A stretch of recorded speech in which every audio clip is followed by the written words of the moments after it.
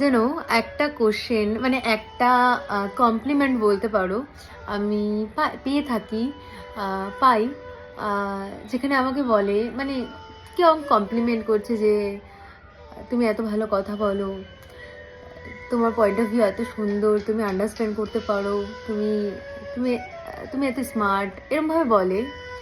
তুমি তোমার লাইফে যাকে চাবে তুমি তাকেই পাবে। যখন এই কোশ্চেনটা আমাকে করে না, মিনিংলেস বলবো না, বাট তখন আমার এটা মনে হয় যে সত্যি সত্যি কি আমরা দেখতে ভালো হলে, কথা ভালো বলতে পারলে, সব কিছুতে পরিপূর্ণ থাকলে আমরা যে মানুষটাকে ভালোবাসি সেই মানুষটাকে কি পাই? পাই না তো। তাহলে তো একতরফা ভালোবাসা বলে কিছু থাকতোই না, যে আমি তাকে ভালোবাসছি, আমি তাকে চাইছি, আমি তাকে পেয়ে যাব। আমার এটা মনে হয় না। তখন আমি তখন এটা ভাবি যে যদি এটাই সত্যি হতো তাহলে আমি যাকে ভালোবাসলাম আমি তাকে পেলাম না কেন, সে অবশেষে আমায় ছেড়ে কেন গেল?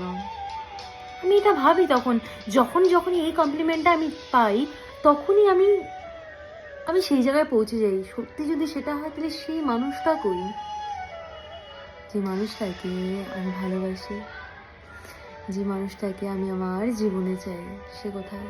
সে তো নেই। তাহলে এইসব রূপ, স্মার্টনেস কোনো যায় আসে না ব্রো, কোনো যায় আসে না। ভালোবাসাটা হচ্ছে গিয়ে মন, সে তোমাকে কতটা বুঝতে পারছে, সে কতটা তোমার কষ্টগুলোকে অনুভব করতে পারছে, সেখানেই গিয়ে দাঁড়িয়ে যায় ভালোবাসার আন্ডারস্ট্যান্ডিং। তো শুধুই রূপ, শুধুই এডুকেশন, শুধুই তুমি যতই পরিপূর্ণ থাকো না কেন, কোনো কিছুতে কোনো কিছু যায় আসে না। ভালোবাসা একটা এমন জিনিস, এইসব থেকে কোনো ভালোবাসা আসে না, ভালোবাসা এমনিই হয়ে যায়, ভালোবাসা কিছু না থাকাতেও হয়ে যায়, তাই না? আমি এটাই মনে করি। চলো বাই।